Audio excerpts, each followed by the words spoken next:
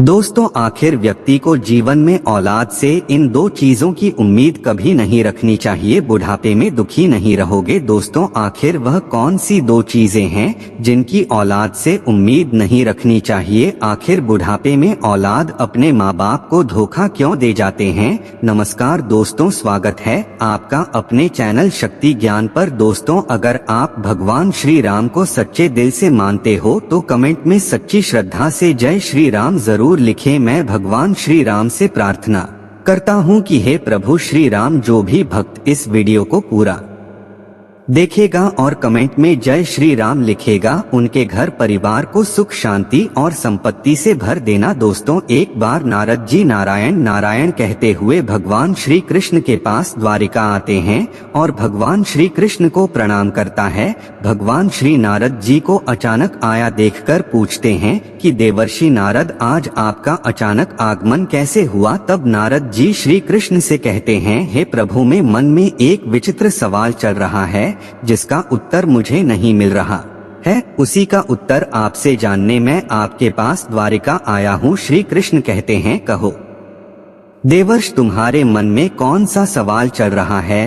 हे प्रभु, जब मैं धरती लोक पर विचरण कर रहा था तब देखा कि बुढ़ापे में औलाद अपने माँ बाप का सेवा करने के बजाय उसे घर से निकालकर जबरदस्ती वृद्धाश्रम में डाल रहे हैं। हे प्रभु, यह सब किस कारण से होता है? कृपया मुझे बताएं। श्री कृष्ण कहते हैं, हे देवर्षि, मैं इसका उत्तर आपको एक कथा के माध्यम से समझता हूँ। इसे ध्यान पूर्वक पूरा सुनना और जो भी व्यक्ति इस कथा को पूरा सुन लेता है उसको उनका औलाद कभी धोखा नहीं देगा। श्री कृष्ण कहते हैं, हे देवर्षि नारद जी, प्राचीन समय की बात है। किसी जंगल में एक मोर मोरनी का जोड़ा अपना घोंसला बनाकर रहते थे। वह दोनों पति पत्नी एक दूसरे से बहुत प्रेम करते थे। एक दिन की बात है, मोर की पत्नी गर्भवती हो जाती है। इस बात को जानकर कि अब वह दोनों माता पिता बनने वाले हैं, मोर और मोरनी बड़े प्रसन्न थे, बड़े खुश थे। मोर अपनी पत्नी का बड़ा ख्याल रखता था, हर दिन उसे दाना पानी लाकर घोंसले में दिया करता था। अब धीरे धीरे समय गुजरता गया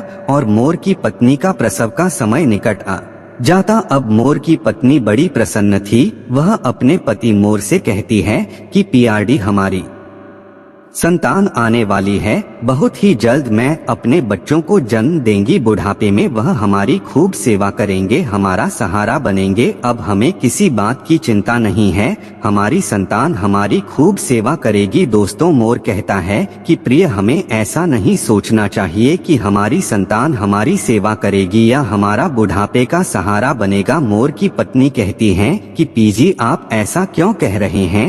हर संतान अपने माता पिता की सेवा करती है, फिर हमारी संतान हमारी सेवा क्यों नहीं करेगी? तब मोर कहता है कि हे प्रिय, मैं तुम्हें एक कहानी के माध्यम से बताता हूँ कि बुढ़ापे में अपनी औलाद से माता पिता को इन दो चीजों की उम्मीद कभी ही नहीं करनी चाहिए। और जो भी मनुष्य इन दो बातों को याद कर लेगा वह अपने बुढ़ापे में कभी दुख नहीं भोगे। दोस्तों, अब मोर अपनी कहानी प्रारंभ करता है। मोर कहता है कि हे प्रिय, किसी नगर में एक व्यक्ति रहता था। उस व्यक्ति के घर में ईश्वर का दिया हुआ सब कुछ था, खूब रुपए पैसे धन दौलत मान सम्मान सब कुछ होने के बाद भी पति पत्नी दुखी रहते थे। उनके दुख का कारण था कि ईश्वर की कृपा से उसके घर में सब कुछ था, इन कोई संतान नहीं थी। साथ इस बात को लेकर दोनों पति पत्नी अक्सर चिंतित रहते थे। इस तरह दोनों पति पत्नी को एक साथ रहते हुए 15 साल गुजर जाते हैं, लेकिन उनके घर में कोई संतान नहीं होती है।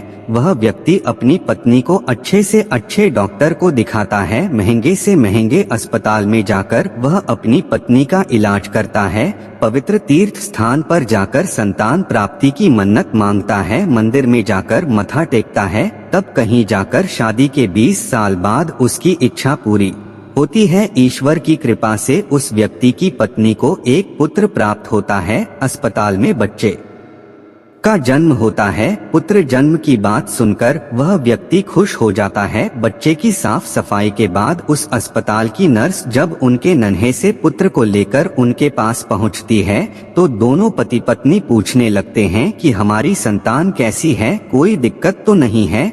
दोनों पति पत्नी की इन बातों को सुनकर नर्स उस व्यक्ति की पत्नी से कहने लगती है कि बहन जी, आपको जो पुत्र हुआ है वह सुंदर है, अच्छा है, लेकिन इसमें कमी है। नर्स के मुंह से जब बच्चे की मां यह सुनती है कि कोई कमी है तो वह चिंतित हो जाती है। नर्स कहती है कि बहन, घबराने की कोई बात नहीं है। बहन जी, जो आपको पुत्र हुआ है वह सुंदर है, स्वस्थ है, बस उसमें एक कमी है कि उसकी एक आंख नहीं है। तुम्हारा पुत्र एक आंख से काना है, बस यही कमी है, बाकी सब ठीक है। दोस्तों, जब उस माँ को यह पता चलता है कि मेरे बेटे की एक आंख नहीं है, मेरा पुत्र एक आंख से काना है, तो वह माँ रोने लगती है और अपने पुत्र को सीने से लगा लेती है और कहने लगती है कि कोई बात नहीं, मेरे पुत्र की एक आंख नहीं है तो क्या हुआ, एक आंख तो सही है, जैसा भी है, पर यह तो मेरे दिल का टुकड़ा है, मेरे लिए दुनिया का सबसे सुंदर बच्चा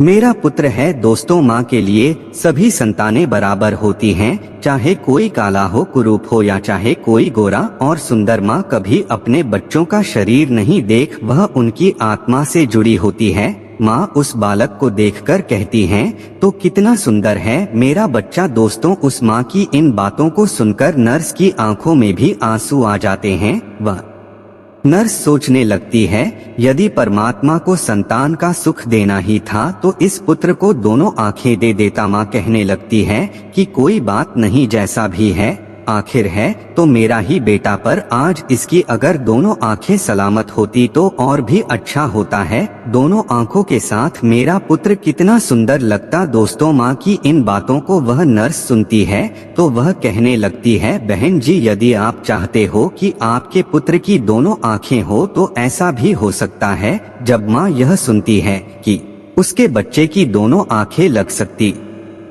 हैं तो वह कहने लगी, नर्स मैडम, यह कैसे संभव। अब नर्स उन्हें बताते हुए कहती हैं कि ऐसा हो तो सकता है, उसके लिए आप दोनों माता पिता में से किसी एक को अपनी एक आंख देनी होगी, इससे आपके पुत्र की दोनों आंखें ठीक हो जाएंगी। दोस्तों, नर्स की इन बातों को जब वह व्यक्ति सुनता है तो वह कहने लगता है, कोई बात नहीं नर्स मैडम, हमारे पुत्र की एक आंख तो सही सलामत है, हमारा पुत्र एक आंख से ही दुनिया देख सकता है, दूसरी आंख उसे लगाने की कोई जरूरत नहीं है। हमारा पुत्र जैसा भी है अच्छा है, मैं अपनी आंखें दान नहीं कर सकता क्योंकि मेरा घर मेरी मेहनत मजदूरी से ही चलता है। जब मेरी एक आंख नहीं होगी तो कैसे मैं अपने परिवार को पाल पाऊंगा, कैसे इस बच्चे का खर्च उठा पाऊंगा। यह तो तभी संभव है जब मेरी दोनों आंखें ठीक होंगी। मैं एक पिता हो और अपनी पत्नी को और बच्चों को पालने का भार मेरे कंधों पर है।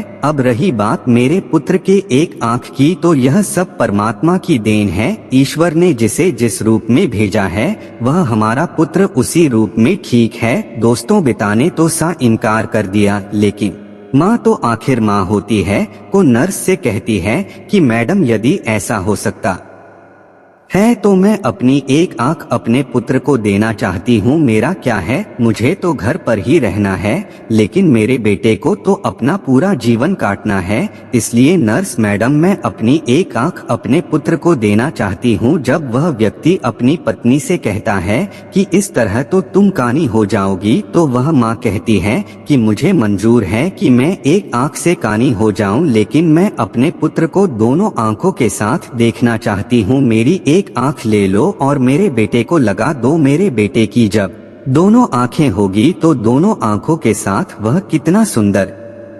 लगेगा। मैं अपने पुत्र को एक आंख दान में देना चाहती हूँ। दोस्तों, इस प्रकार माँ के कहने पर डॉक्टर उस माँ की एक आंख निकालकर उसके पुत्र को लगा देते हैं। इस तरह पुत्र की दोनों आंखें सही हो जाती हैं और माँ एक आंख पुत्र को देने के बाद एक आंख से काना हो जाती है। दोस्तों, मोड़ आगे अपनी पत्नी से कहता है कि प्रिय, कुछ दिन तक वे दोनों लोग अस्पताल में रहते हैं। जब दोनों माँ बेटे स्वस्थ हो जाते हैं तो अस्पताल से माँ बेटे को छुट्टी मिल जाती है। इस प्रकार वह व्यक्ति अपनी पत्नी और पुत्र को लेकर अपने घर आ जाता है और दोनों पति पत्नी मिलकर अपने पुत्र का पालन पोषण करने लगते हैं। इस प्रकार अपने बच्चों का पालन पोषण करते हुए और उनका पुत्र 5 साल का हो जाता है। सब कुछ अच्छा चल रहा होता है। तभी एक दिन उस बच्चों के पिता की किसी सड़क दुर्घटना में प्राण चले जाते हैं। जब उसकी पत्नी को अपने पति की मौत की खबर मिलती है तो वह बेचारी दहाड़े मारकर रोने लगती है।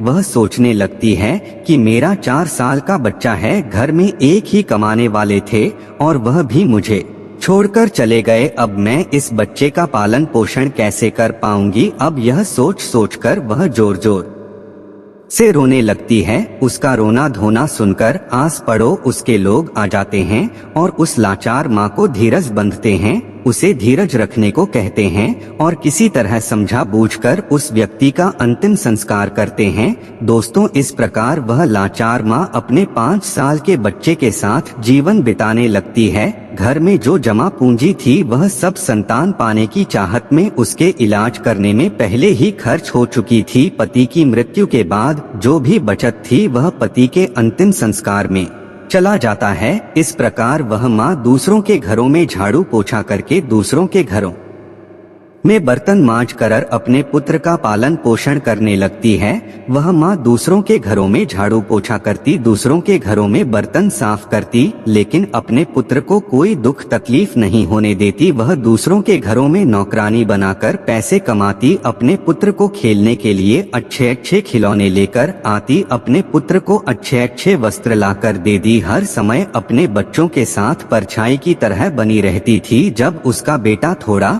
और बड़ा हो जाता है, जब वह पुत्र 6 साल का हो जाता है, तो एक दिन वह माँ अपने बेटे को लेकर एक विद्यालय में पहुंचती है और उसे विद्यालय के प्रधानाचार्य से विनय पूर्वक कहती है कि भाई साहब, मुझे अपने बेटे का इस विद्यालय में दाखिला करना है। दोस्तों, वो माँ विद्यालय में अपने बच्चे का एडमिशन करने जाती है। वह विद्यालय उस नगर का एक प्रसिद्ध विद्यालय होता है। उस विद्यालय में अमीर लोगों के बच्चे पढ़ते थे।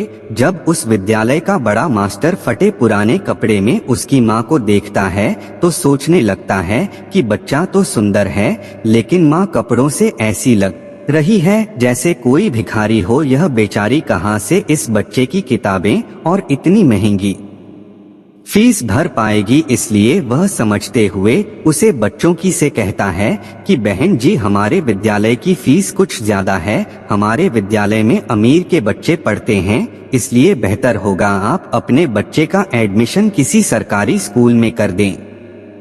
मास्टर जी की इन बातों को सुनकर माँ कहने लगती है कि सर जी, आप पैसों की चिंता मत करिए, आपकी जो भी फीस होगी उसे मैं समय से जमा कर दिया करूँगी। मेरा एक लौता बालक है और मैं चाहती हूँ कि मेरा बच्चा पढ़ लिख कर बड़ा डॉक्टर बन जाए, इसलिए मैं इसे आपके विद्यालय में लेकर आई। दोस्तों, वो बड़ा मास्टर जब उस माँ की इन बातों को सुनता है तो उस माँ की बातों को सुनकर वह बहुत ही प्रभावित होता है और उस बच्चों की माँ से कहता है, ठीक है बहन जी, यदि तुम जिद करती हो तो हम तुम्हारे बच्चे को भर्ती कर देते हैं। इस प्रकार उसके बच्चे का एडमिशन उस विद्यालय में हो आता है और वह बालक विद्यालय में पढ़ने जाने लगता है। दोस्तों, पहले तो वह माँ 5 घरों में झाड़ू पोछा करके अपना गुजारा कर लेती थी, लेकिन अब अपने पुत्र के एडमिशन के बाद अपने पुत्र की पढ़ाई की खातिर बुद्ध 10 घरों में काम करने लगी। वह माँ दूसरों के घरों में झाड़ू पोछा करके अपने पुत्र को पढ़ाने लिखाने लगती है। पढ़ते पढ़ते वह पुत्र जब 5वीं कक्षा में आ जाता है,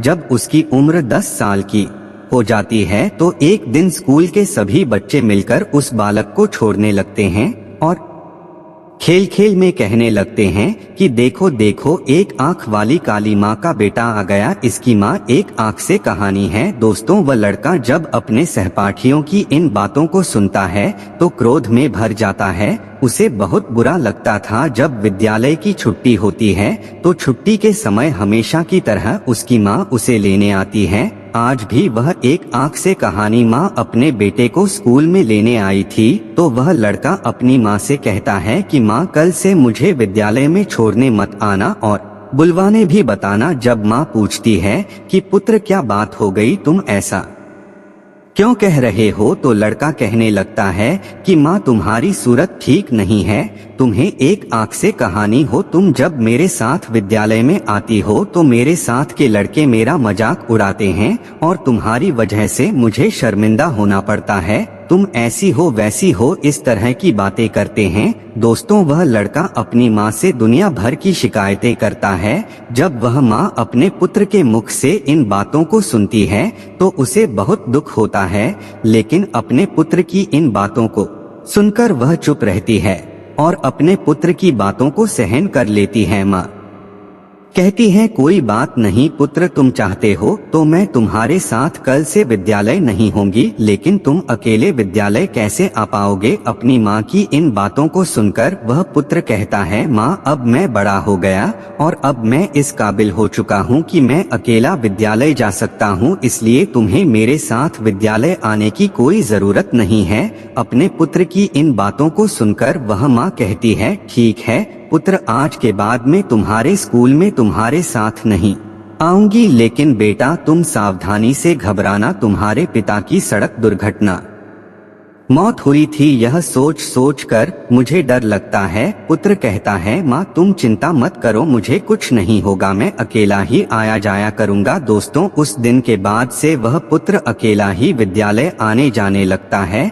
जैसे जैसे पुत्र बड़ा होता गया वैसे वैसे पुत्र के खर्च भी बढ़ते चले गए। जैसे जैसे पुत्र के खर्चे बढ़ते गए वैसे वैसे उस माँ पर काम का बोझ भी बढ़ता चला गया। दोस्तों, धीरे धीरे समय गुजरता चला गया और इस प्रकार वह लड़का विद्यालय की पढ़ाई पूरी कर लेता है और उसकी पूरी क्लास में सबसे अच्छे नंबर आते हैं। इसके बाद वह आगे की पढ़ाई करने के लिए शहर चला जाता है। दोस्तों, जब पुत्र शहर में जाता है तो उधर उसकी माँ जो पैसा कमाती थी वह पैसा कम पड़ने लगता है, क्योंकि पहले तो सिर्फ किताबें और फीस का खर्चा था, लेकिन जब बेटा शहर चला जाता है तो उसके और भी खर्च बढ़ गए थे।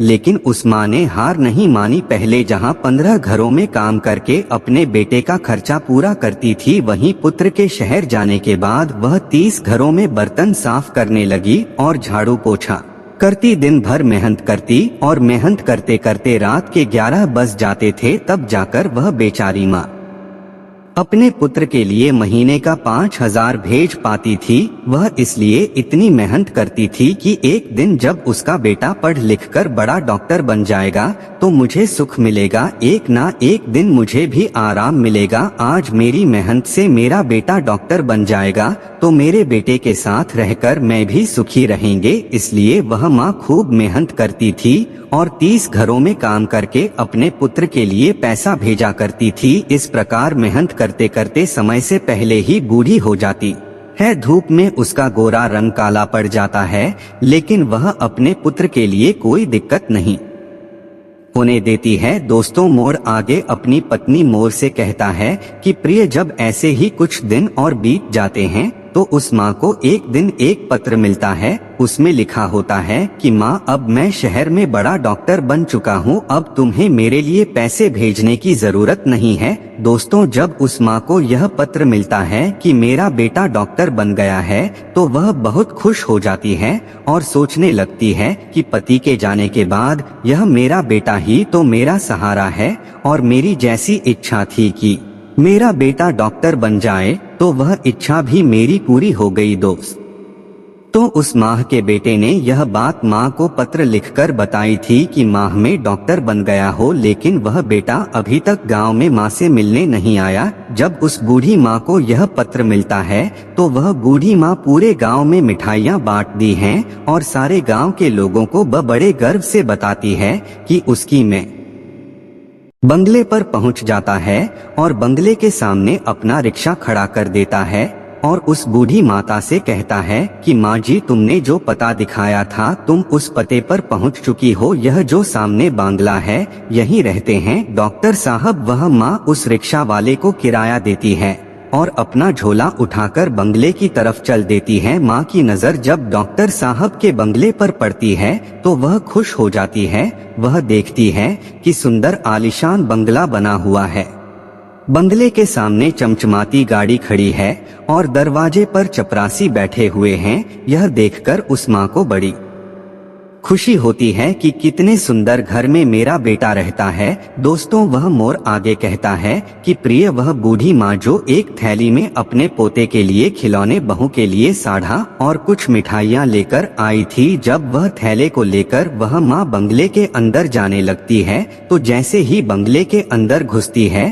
तो गेट के पास खड़े एक चपरासी की नजर उस पर पड़ती है। चपरासी देखता है कि फटे पुराने कपड़े पहने एक काली कलूटी बुढ़िया जो एक आंख से कहानी है बंगले के अंदर घुसे जा रही है। जब वह चपरासी उस महिला को देखता है तो कहने लगता है कि तुम्हें किससे मिलना है, इस तरह अंदर कहाँ चली जा रही हो। चपरासी के जब यह शब्द उस माँ के कानों में पड़ते हैं तो वह माँ एकदम से रुक जाती है और चपरासी से कहती है कि यहाँ पर मेरा बेटा रहता है, मेरे बेटे के पुत्र हुआ है, इसलिए मैं अपने मुद्दे को देखने आई। चपरासी उस माँ को डांटते हुए कहता है, बुढ़िया, तूने कभी अपनी शक्ल देखी है? तुम्हें पता है कि यह किसका बंगला है? यह एक बड़े डॉक्टर साहब का बंगला है। तब वह माँ कहने लगती है, मुझे पता है, यह डॉक्टर साहब का बंगला है और जो तुम्हारे डॉक्टर साहब हैं वही मेरे पुत्र हैं। वह हंसी कहने लगता है, अरे बुढ़िया, तुम गांव देहात की महिला ना, तुम्हारे कपड़े ठीक है, मैं तुम्हारी शक्ल ठीक है, डॉक्टर साहब तुम्हारे बेटे कैसे हो सकते। दोस्तों, जब यह बात पास में खड़ा हुआ एक दूसरा चपरासी सुनता है तो वह भी उस माँ के पास पहुँच जाता है। जब उसे पता चलता है कि यह बुढ़िया कह रही है कि डॉक्टर साहब आपकी माँ है, तो वह चपरासी उनसे पूछने लगता है कि माँ, आपके पास कोई प्रमाण है जिससे हम पता कर सके कि तुम हमारे डॉक्टर साहब की माँ हो। जब वह माँ उस दूसरे चपरासी की इन बातों को सुनाती है तो तुरंत ही अपनी साड़ के पल्लू में बंधा हुआ वह पत्र उस चपरासी को दिखाती है जो उसके पुणे अपनी माँ को भेजे था। जब चपरासी उस पत्र को खोलकर देखता है और भेजने वाले का पता देखता है तो उस बूढ़ी माँ से माफी मांगने लगते हैं और कहते हैं, हे माता, हमें माफ कर दो, हमें नहीं पता था कि तुम डॉक्टर साहब की माँ हो। दोस्तों, वह माँ कहती हैं कि चलो कोई बात नहीं, मैं तुम्हें माफ कर दे, मुझे बताओ कि मेरा बेटा और बहू कहाँ पर है। तब वह चपरासी दूर से इशारा करते हुए कहता है कि ऊपर जो कमर दिख रहा है वह तुम्हारे बेटे का कमरा है और वह अभी इस समय घर पर ही है। दोस्तों, अब वह माँ अपना सामान तो नीचे रख देती है कि सामान को तो मैं बाद में ले जाऊंगी, पहले अपने पोते को देख लेती हूँ, बहू को देख लेती हूँ। बूढ़ी माँ अपने पोते को देखने के लिए जल्दी जल्दी सीढ़ियाँ चढ़कर घर के अंदर जाती है। जैसे ही वह माँ घर के अंदर आती है तो वह देखती है कि घर के आंगन में बल्ला रखा हुआ है और उस पालने में उनका पोता झूल रहा है। जैसे ही उस बूढ़ी माँ की नजर अपने पोते पर पड़ती है तो वह दौड़कर पालने से अपने पोते को उठा लेती है और अपने पोते को सीने से लगाकर दुलार करने लगती है। दोस्तों, जब वह बूढ़ी माँ अपने पोते को गोदी में लेकर दुलार करने लगती है तो बच्चे की नींद टूट जाती है और वह जोर जोर से रोने लगता है। बच्चे के रोने की आवाज जब पुत्र वधू के कानों में पड़ती है तो वह रसोई से बाहर आती है और सोचती है कि ना जाने मेरे बच्चे को क्या हो गया, इतनी तेज क्यों रो रहा है। जब वह रसोई से निकलकर आंगन में आती है और अपने बच्चे को एक भिखारी जैसी दिखने वाली बुढ़िया के हाथों में देखती है तो वह चिल्लाने लगती है, अपने पति को आवाज देती है कि सुनिए जी, कोई काली कलूटी बुढ़िया जो एक आंख से कहानी है वह हमारे बच्चे को छुड़ाने आई है। पत्नी का चिल्लाना सुनकर पति भी नीचे आ जाता है तो पति के आते ही बहू अपने बच्चे को बूढ़ी माँ से छीनकर अपने सीने से लगा लेती है और अपने पति से कहती है कि तुमने घर में कैसे चपरासी रखे, कोई भी हमारे घर में घुसा चला आता है, देखना यह भिखारी बुढ़िया हमारे बच्चे को चुराने आ गए। दोस्तों, वह बूढ़ी माँ कहती है कि बहू मैं चोर नहीं हूँ, मैं तो तुम्हारी सास हूँ और यह तुम्हारे पास जो खड़ा है वह मेरा बेटा है। तुम्हारी गोदी में जो खेल रहा है वह मेरा पोता है, मैं भला पोते को चुराकर कहाँ ले जाऊंगी। जब माता जी की इन बातों को सुनती है तो वह अपने पति से कहती है कि यह बुढ़िया क्या कह रही है। क्या सच में यह भिखारी जैसी दिखने वाली आपकी माँ है? क्या ऐसे ही गरीब परिवार में आपने जन्म लिया है? मुझे पहले तो कभी आपने बताया नहीं कि आपकी कोई माँ भी है। जब बेटा अपनी पत्नी की इन बातों को सुनता है तो कहने लगता है कि यह बुढ़िया जिसके लिए मैंने अपनी जवानी को कुर्बान कर दिया, वह कह रहा है कि यह बुढ़िया झूठ बोल रही है, यह माँ नहीं है। इस संसार में मेरा एक ही सहारा था, आज तो वह भी छूट गया। दोस्तों, वह माँ समझ जाती है कि मेरे पुत्र ने बड़े घर की बेटी के साथ विवाह किया है, मेरा बेटा बड़े पद पर पहुंच गया, इसलिए मुझे पहचानने से इनकार कर रहा है। माँ ने कहा, बेटा कोई बात नहीं, मुझे लगा कि तुम मेरे पुत्र हो इसलिए मैं तुम्हारे पास चली आई, क्योंकि तुम्हारे जैसा एक मेरा भी पुत्र है जिसे मैंने मेहनत मजदूरी करके डॉक्टर बनाया है, जो मेरे जीने का साथ सहारा था। लेकिन अब मुझे पक्का यकीन है कि तुम मेरे बेटे नहीं हो सकता है, मुझसे गलती हो गई है। दोस्तों, इतना कहकर वह माँ रोती रोती घर की सीढ़ियों से नीचे उतरने लगती है और सोचने लगती है कि बुढ़ापे में एक ही सहारा था और वह भी आज मुझसे छूट गया, अब किसके सहारे में गया। एक आस थी, वह भी टूट गई। वह सोचती है कि जिसे मैं जीवन की खुशी समझा था, जिसको मैंने अपने जीवन जीने का अधिकार माना था, जो जीवन की नया को पार लगाने वाला था, वहीं बुढ़ापे का जीवन नया को मझधार में डूबा रहा है। दोस्तों, इस प्रकार रोते रोते माँ भारी कदमों से नीचे उतरने लगते हैं। अब वह माँ सोचती है कि जब बेटे ने ही मुंह मोड़ लिया है तो अब जीकर मैं क्या करूंगी, अब बेटा ही नहीं रहा तो इस जीवन का क्या होगा। प्रकार वह माँ अपने बेटे के घर से बाहर निकल जाती है और बंगले के बाहर जो चपरासियों का कमरा था वहां पहुंच जाती है और एक राशि को अपने पास बुलाकर कहती है, बेटा मुझे एक पत्र लिखवाना है, क्या तुम मेरे लिए इतना कर सकते हो। दोस्तों, क्योंकि चपरासियों को तो पहले ही पता था कि यह बूढ़ी औरत डॉक्टर साहब की माँ है, इसलिए वे तुरंत ही कागज कलम ले आता है और पूछने लगता है कि बताओ माँ जी, मुझे क्या लिखना है। इस तरह बूढ़ी माँ बोलती जाती है और वह चपरासी लिखाता जाता है। जब वह पत्र पूरा लेख जाता है तो वह माँ उस चपरासी से कहती है, बेटा मुझे बहुत जोरों की प्यास लगी है, क्या तुम मेरे लिए थोड़ा पानी ला सकते हो। दोस्तों, उस माँ के कहने पर चपरासी तो बूढ़ी माँ के लिए पानी लेने चला जाता है और इधर वह बूढ़ी माँ अपनी साढ़ा पंखे में डालकर और आत्महत्या कर लेती है। जब चपरासी पानी लेकर वापस लौटता है तो कमरे का नजारा देखकर हैरान रह जाता है। चपरासी ने देखा कि वह माता जी फांसी के फंदे पर झूल रही हैं। अब तुरंत ही वह जाकर यह खबर डॉक्टर साहब को देता है। इस खबर को सुनकर वह पति पत्नी दौड़े दौड़े उस कमरे में आते हैं। आगे आगे डॉक्टर साहब और पीछे पीछे उनकी पत्नी दौड़ते हैं।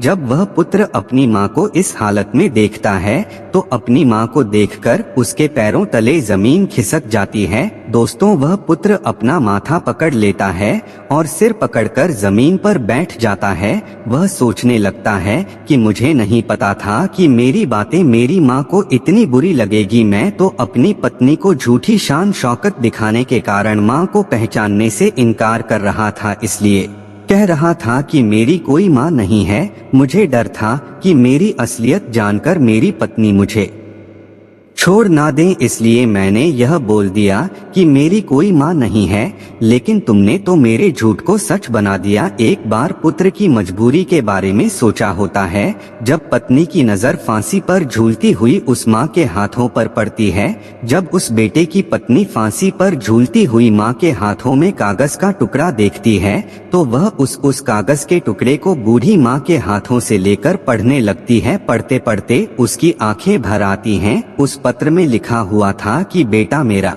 आशीर्वाद है कि तुम खूब उन्नति करो, मेरा आशीर्वाद तुम्हारे साथ है।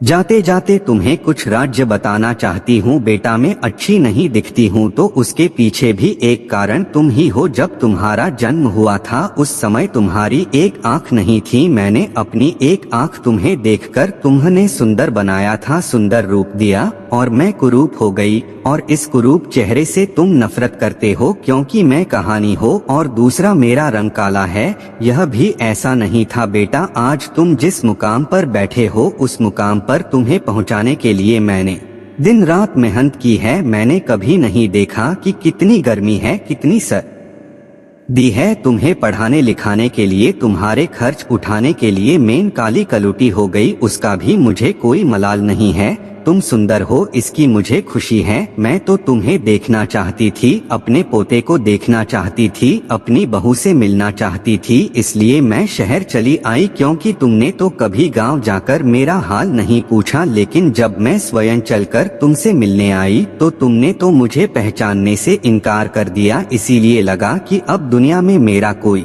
नहीं है, अब जीने का मेरा उद्देश्य खत्म हो गया है। जब कोई रहा नहीं तो मेरे जीने का यह फायदा बेटा, जाते जाते ईश्वर से प्रार्थना करती हूँ कि तुम सदा खुश रहो, तुम्हारी संतान खुश रहे। दोस्तों, जब उसे बेटे की पत्नी यह पत्र पढ़कर अपने पति को सुनाती है तो उस बेटे का सिर शर्म से नीचे झुक जाता है। उसे अपने आप से घृणा होने लगती है कि जिस माँ ने मेरी जिंदगी बनाने में अपना सब कुछ ने और चावल कर दिया, वही माँ आज मेरी चौखट पर मुझसे मिलने आई तो मैंने एक गिलास पानी तक नहीं पूछा। किस प्रकार दोनों पति पत्नी अपनी गलती के लिए उस मरी हुई माँ से माफी मांगते हैं, लेकिन अब क्या हो सकता था, वह माँ तो उनकी माफी सुनने के लिए वहां मौजूद नहीं थी, उनसे बहुत दूर जा चुकी थी जहां से कोई नहीं आता। दोस्तों, अब डॉक्टर साहब के जीवन में सिर्फ पछताना ही रह गया था। कैसी यह दुनिया है, कुछ लोगों के जीवन में माँ नहीं होती तो वह सारे जीवन माँ के लिए तरसते हैं, और जिसके जीवन में माँ होती है तो उस माँ की बच्चे कदर नहीं करते। दोस्तों, पत्नी और बच्चे दोबारा मिल सकते हैं पर माँ दोबारा नहीं मिल सकती है। एक संतान ही माता पिता के जीने का सहारा होती है, बुढ़ापे की लाठी होती है। ऐसे में जब बेटा ही अपने धन के नशे में, अपने पद के नशे में माता पिता को पहचानने से इनकार कर देता है, या अपने माता पिता को भुला देता है, या घमंड में आकर उनका अपमान कर देता है, तो दुनिया में माता पिता को सबसे बड़ा दुख ऐसे ही बेटों से होता है। माता पिता अपनी संतानों का भविष्य बनाने के लिए, उन्हें सफल बनाने के लिए अपना पूरा जीवन लगा देते हैं, और जब वही संतान धन और पद के नशे में अपने माँ बाप का अपमान करते हैं तो उन्हें बहुत ही पीड़ा होती है। दोस्तों, मोर आगे कहता है कि हे प्रिय, यदि आपके माँ बाप है तो उनका आदर करना चाहिए, क्योंकि मनुष्य की सफलता में माँ बाप का ही योगदान है। कुछ मूर्ख बच्चे पूछते हैं कि माँ तुमने हमारे लिए क्या किया है। अरे मूर्ख बच्चे, जो कुछ किया है माता पिता नहीं तो किया है। तुमको बनाया, तुमको पढ़ाया खाया, तुम्हें पालने में दुख उठाए माता पिता को भूलकर तुम तो अपने आप को भूल गए हो। बच्चा यह भूल जाता है कि माँ बाप के अतिरिक्त दुनिया में दूसरा उसका कोई भला चाहने वाला नहीं है। माता पिता मर के भी तुम्हारा भला ही चाहेंगे, ऐसा ही देशी तुम्हें कहाँ मिलेगा। और सब लोग जो तुम्हारे अपने होने का दावा कर रहे हैं वह सिर्फ एक निश्चित समय तक और एक मतलब तक ही तुम्हारा भला चाहते हैं, लेकिन माता पिता बिना स्वार्थ के जीवन भर तुम्हारा हित चाहते हैं। दोस्तों, मोर आगे कहता है कि हे प्रिय, एक पुत्र को जन्म देने में एक स्त्री अपनी सुंदरता को खो देती है, लेकिन वही पुत्र जब जवान होता है, जब उसकी शादी हो जाती है, तो वही पुत्र अपनी पत्नी की सुंदरता में अपने माता पिता को खो देता है। माता पिता अपनी संतान के सुखों के लिए सब कुछ त्याग देते हैं, लेकिन जब बच्चे बड़े हो जाते हैं, कुछ देने के काबिल हो जाते हैं, तो हम क्या देते हैं? सिर्फ आंसू, लाचारी, दुख, अकेलापन। दोस्तों, जो संतान माता पिता को सिर्फ इसलिए भुला देती है कि उनके बुढ़ापे को देखकर आपके मित्रों में आपकी इज्जत कम हो जाएगी, तो यह उनकी सबसे बड़ी भूल है। उम्र उस पड़ाव पर पहुंचने के बाद आपकी और आपके मित्रों की भी यही